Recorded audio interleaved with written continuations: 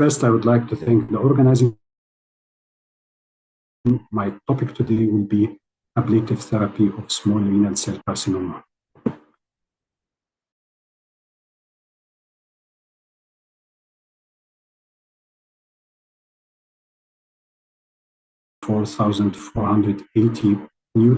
Newly diagnosed patients with kidney cancer.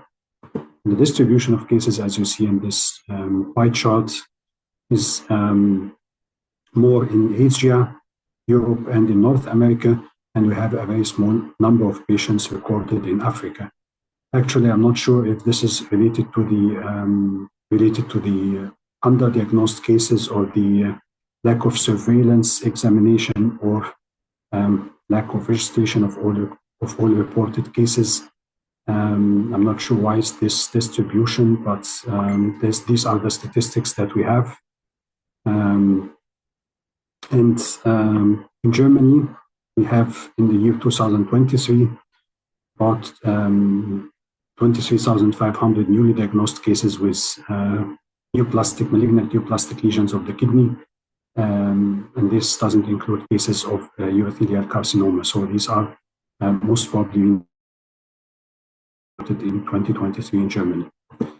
I searched for statistics from Egypt, and of course, you all know it's difficult to find statistics, but I found this nice work published in year 2014, and the authors reported an age standardized rate of 2.7 cases for every 100,000 cases of males in Egypt, and 1.6 new cases of renal cell carcinoma for every 100,000 females per year.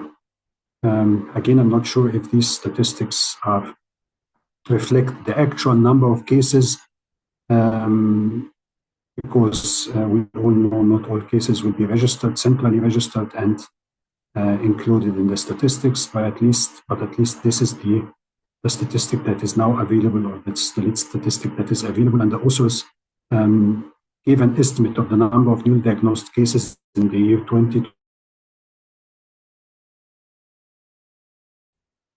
More than 2,000 cases, newly diagnosed cases of renal cell carcinoma, and in the year 2020, number will rise to more than 4,000 newly diagnosed cases of renal cell carcinoma.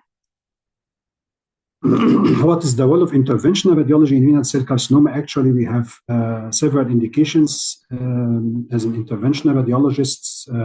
We have a curative indication, we have a neoadjuvant indication, and we have a palliative indication. The curative indication is represented by the ablation therapy. That's the topic of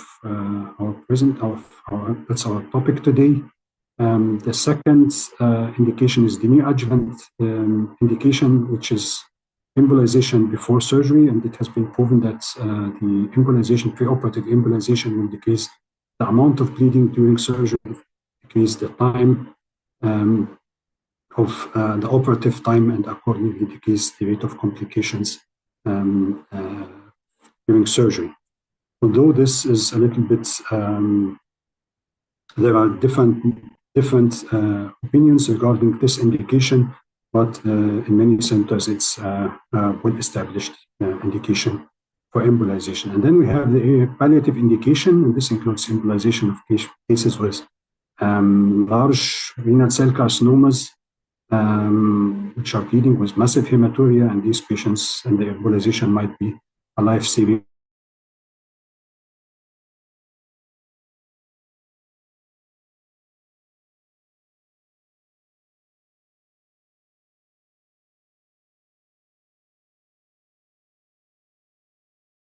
About small renal cell carcinomas in stage T1A of the TNM classification. These are tumors that are less than 4 centimeters in diameter, and we will see that the indication is a little bit more strict than the 4 centimeter. I will show you the guidelines of the different societies. But we currently the indication for ablation is limited to cases of T1A stage of the renal cell carcinoma. What are the indications of ablation in renal cell carcinoma? Small-sized renal cell carcinomas with TNM classification T1A, as I mentioned before. These are lesions less than or equal 4 centimeters, and for radiofrequency ablation, the recommended maximum size is 3 centimeter, and the recommended maximum size for cryoablation is 4 centimeter.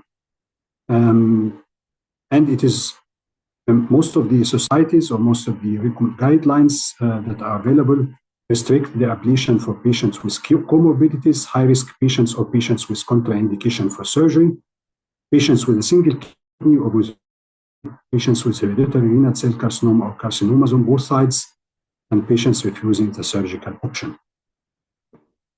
The guidelines of the European Association published in the year 2025, they emphasize the role of ablation, where they mentioned that it can be offered to frail or comorbid patients with small renal cell masses, and as I mentioned before, small renal cell masses are stage T1A. They also recommend renal mass biopsy prior to and not concomitant with tumor ablation.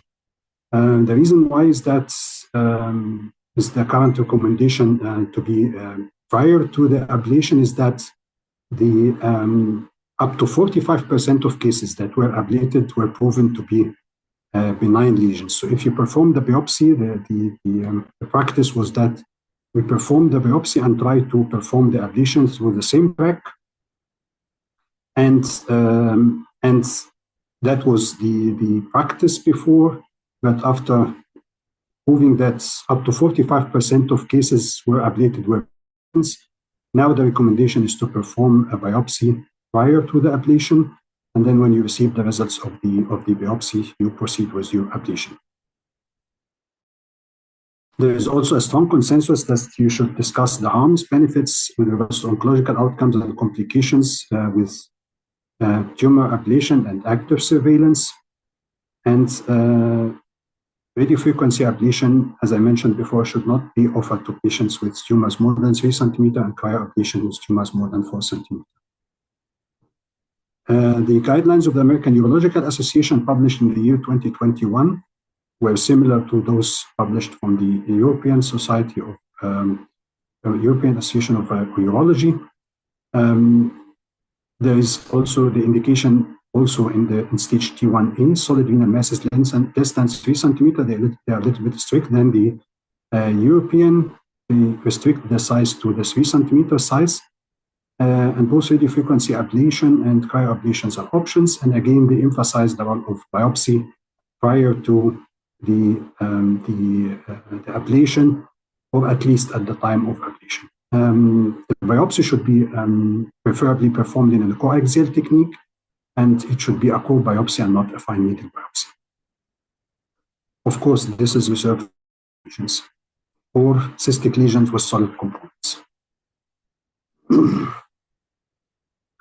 The German guidelines on the renal cell carcinoma published in the year 2023 were similar. Cryoablation and radiofrequency ablation can be offered to patients with small renal cell carcinomas and with comorbidities or with limited life expectancy. And before ablation, it's important to perform a biopsy. Actually, a biopsy before ablation is very important because the patient, after that, your management will depend on the results of the biopsy. So if it proves that this lesion was benign lesion, or if it was, it's important to know what's the type of the tumor that you ablated, because after ablation, there is no possibility to know the type of the tumor that you ablated. Again, the guidelines are restricted to stage T1A, as you see here, and in this case, cryoablation, radiofrequency ablation, or active surveillance can be offered to the patients. Actually, active surveillance is reserved to patients with a tumor size less than 2 centimeter, and the patient can remain in the active surveillance as long as you don't have a size increase. So as I mentioned before, the German guidelines on renal cell carcinoma restrict the ablation or offer the ablation to this scheme for treatment, and you can offer cryoablation, radiofrequency.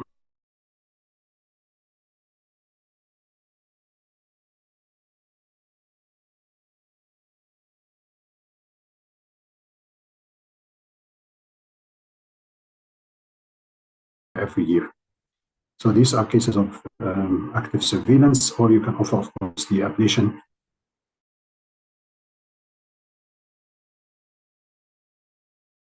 radio frequency ablation or microwave ablation, to my opinion, you should use the ablation method that you can master.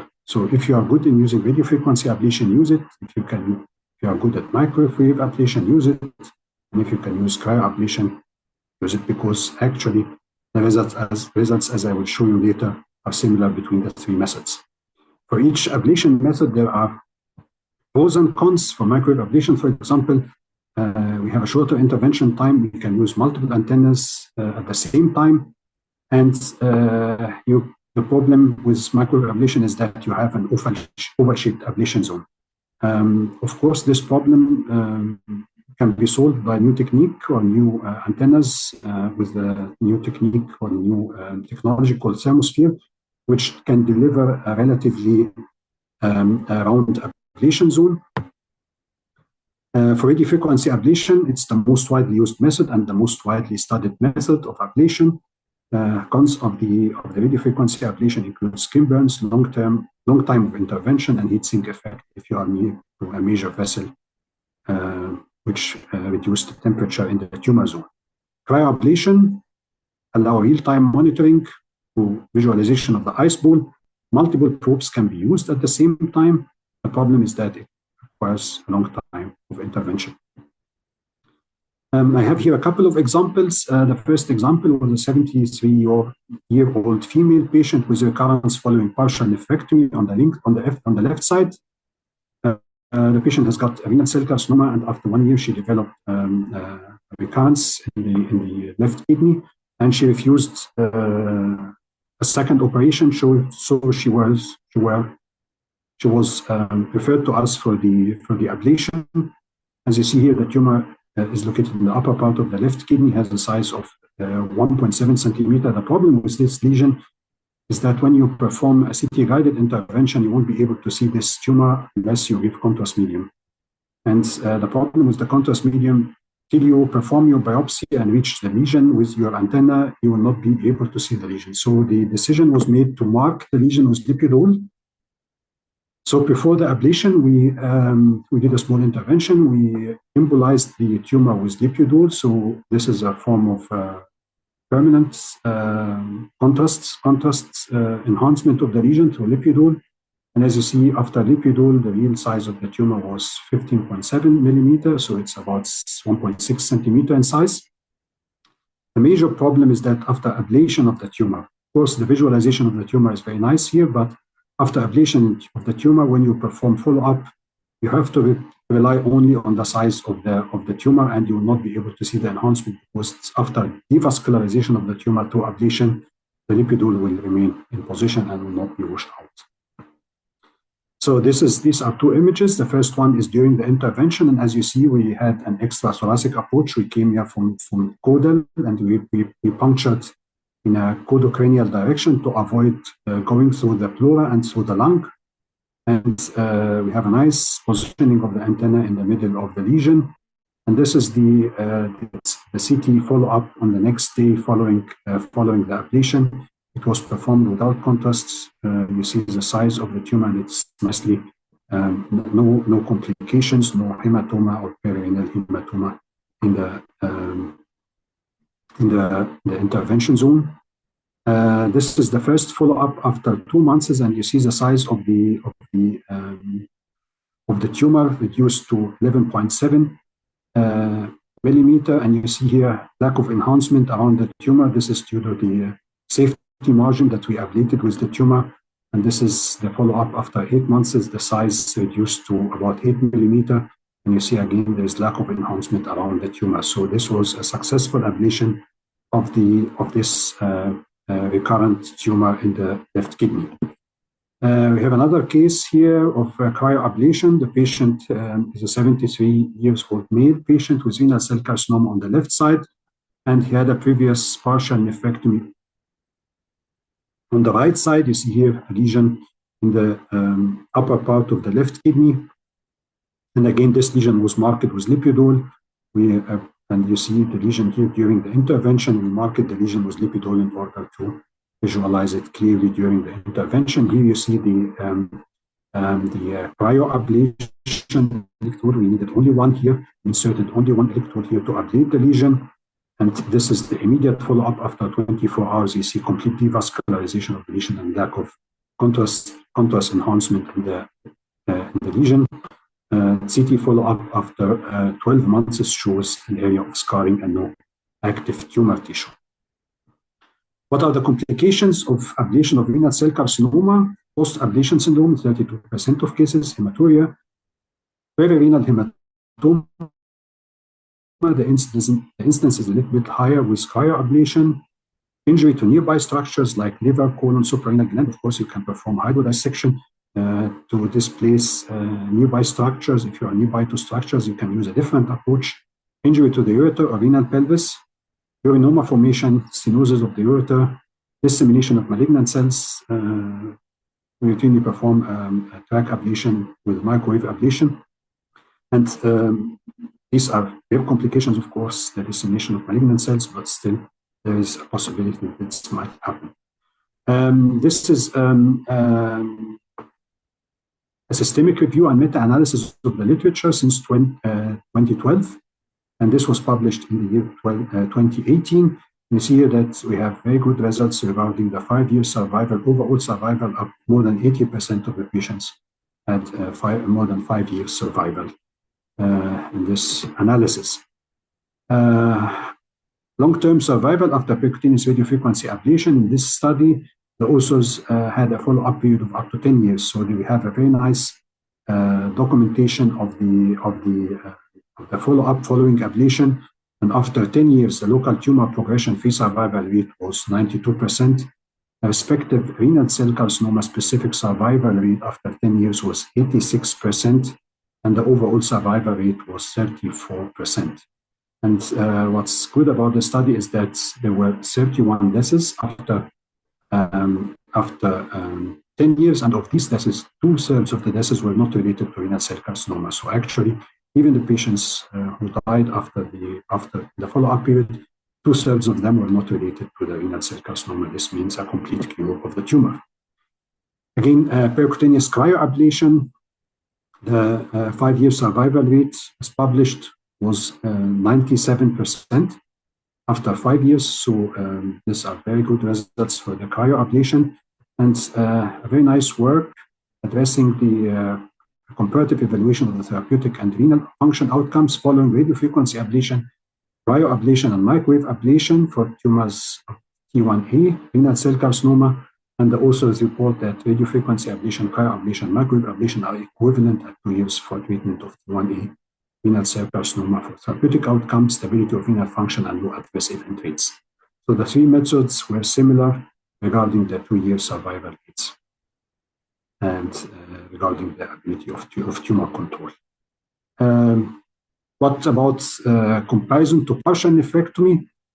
Still, and it will remain the same in the literature, surgery is the gold standard for treating such tumors, but the results, even though results of ablation were comparable, and as you see in this study, systemic review and meta-analysis, ablation treatments have similar long-term oncological durability, lower rates of complication, and superior functional preservation compared to partial nephrectomy. So it's not so patients treated with ablation have similar oncological outcome to patients treated with partial nephrectomy, according to this meta-analysis. Again, we're talking about cases of T1A, stage T1A. For stage T1B, there are discussions now if you can ablate them or not, but we restrict our recommendation for cases of T1A. So surgical resection will remain the gold standard treatment for renal cell carcinoma. Tumor ablation in cases of small renal cell carcinoma, T1A, is a safe and reliable treatment option and should be offered to patients with comorbidities, high-risk patients, contraindication for surgery, or patients refusing surgical option. Pre-ablation biopsy is recommended for planning further management, and the reported overall survival and tumor-free survival rates are comparable to the results following partial nephrectomy. Thank you very much for your attention.